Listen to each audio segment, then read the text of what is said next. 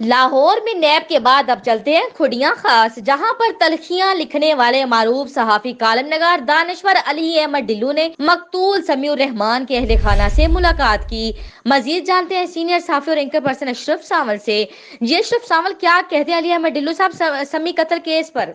जी बिल्कुल हुमा, मैं मौजूद हूँ आज एक मरतबा फिर खुडिया में, और आज हमारे साथ मौजूद हैं सहाफ़त के एक बहुत बड़े सतून जो जिनका ताल्लुक़ खुडिया से है, और आज कारी खलीलुर रहमान के साथ अज़हार यकजहती करने के लिए अपने होम सिटी में आए हैं।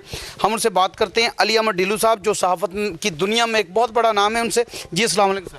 वालेकुम, कैसे सर? अल्हम्दुलिल्लाह मैं ठीक हूँ सर। ये आज जो आप यहाँ पे आए, क्योंकि आपका होम सिटी था, पहले भी यकीनी तौर पे आपने यहाँ पे अज़हार ताज़ियत किया होगा, लेकिन अब जो केस की सूरत हाल है करंट है, इस पे ज़रा कुछ कहिएगा। नहीं, इंशाल्लाह तो पुलिस से बात हुई है, वो उसको मुजरम ही डिक्लेयर करेगी, क्योंकि उसके शवाहद उसके सारे खिलाफ ही हैं जी।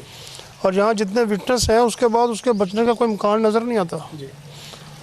लेकिन सर जैसे कारी साहब बताते हैं, कोई वाज़ेह इन्हें बताया नहीं जा रहा भाई, ऐसे जो क्लियर नहीं कर रहा, या जो होमोसाइड का इंचार्ज है वो क्लियर नहीं कर रहा कि मुलज़म ने ये इक़बाल जुर्म कर लिया है, नहीं कर लिया। मुजरम इक़बाल जुर्म क्यों करेगा? वो तो बचने की पूरी कोशिश करेगा, लेकिन शवाहद बता रहे हैं कि वो बच नहीं सकता। अच्छा सर, एक और चीज़ उसमें, जब जो बच्चा मर्डर जब उसका हुआ था, उसे फायर लगा था, तो उसने एक बयान दिया था जो कारी साहब को भी था, पुलिस को भी था, लेकिन उसका जिक्र नहीं है। नहीं, पुलिस को तो कोई बयान नहीं दिया उसने। मुझे मैनू बयान दे के गया है, मैं आखिरी वक्त उन्हें मैनू क्या कि मैनू मासूम अली ने फायर मारा। छोटे बच्चे के बयान में। जी सर। तो पुलिस को तो कोई बयान नहीं दिया, तो ये इनका बयान वहाँ रिकॉर्ड हो चुका है। जी जी सर। तो उसके खिलाफ बड़ी स्ट्रॉन्ग विटनेस है। मुझे नहीं उम्मीद कि उसको खिलाफ पुलिस थोड़ा सा भी रिलीफ दे उसको, और इतने फजूल केस में तो बिल्कुल रिलीफ नहीं दे सकती। अच्छा सर, बतौर सहाफ़ी नहीं खुडिया के सबूत होने के नाते इस केस में क्या अपील करेंगे आप काम से? देखिए, मैं तो ओवरऑल पाकिस्तान की बात इसलिए करूँगा कि पुलिस का जो मुकाम है वो बड़ा अहम है, लेकिन उस पर आवाम उतना एतमाद नहीं करती। वो समझते हैं कि ताकतवर की ज़्यादा सपोर्ट की जाती है। तो ये वक्त है पुलिस के लिए कि वो अपना वक़ार के लिए कौम के अंदर अपना एतमाद बहाल करें। और हम चाहते हैं जिस तरह ज़ैनब केस में चंद दिनों के अंदर ही फैसला किया गया था, इसको भी स्पीडी ट्रायल कोर्ट में भेजा जाए, और ताकि ऐसा अंजाम हो इसका कि बाकियों को इबरत हो, फिर ही इस तरह के जराइम ख़त्म होंगे।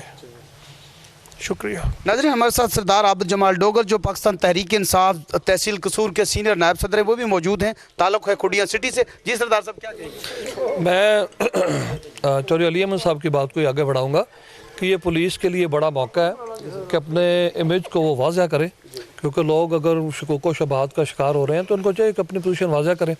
और बाकी जैसे वो कह रहे हैं, बल्कि भाईजान बता रहे थे कि मेरी DPO साहब से भी बात हुई है, वो भी कह रहे हैं कि शहादत के हवाले से बिल्कुल मुजरम साबित हो चुका है और ये अपने मुंतकी अंजाम तक पहुँचेगा।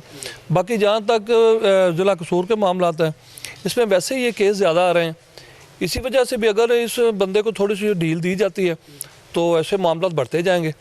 ऐसे लोगों को तो निशान इबरत बना देना चाहिए, यही मैं कहूँगा।